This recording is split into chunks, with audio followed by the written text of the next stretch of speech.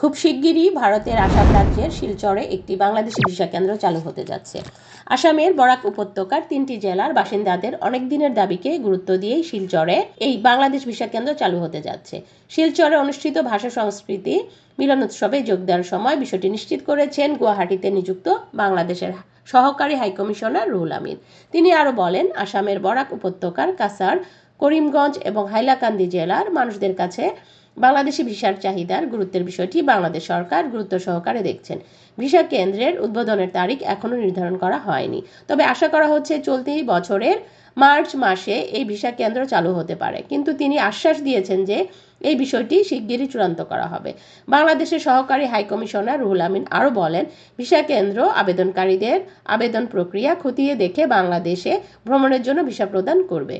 এছাড়াও কাছাড় জেলার কাটিগোড়ায় সুরমা নদীর তীরে 500 বিঘা জমিতে প্রস্তাবিত সীমান্ত হাট স্থাপনের প্রস্তাব নিয়ে রুহুল আমিন বলেন, আসামের কাটিগোড়ার হরিনগর 2 অংশে একটি সীমান্ত বাজার বা বর্ডার হাট শুরু করার যে প্রস্তাব ছিল সেটি বিবেচনাধীন রয়েছে। অদূর ভবিষ্যতে শুরু করা হবে বলে আশা করা যায়। তিনি আরও বলেন, বাংলাদেশ সরকার দুই দেশের সীমান্ত এলাকায় বসবাসকারী মানুষের মধ্যে সুসম্পর্ক স্থাপনের জন্য এ ধরনের 2টি সীমান্ত হাট খোলার কথা ভাবছেন, কারণ বাংলাদেশ সরকার সব সময় ভারতের সাথে সুসম্পর্ক বজায় রাখার উপর জোর দিয়ে থাকেন।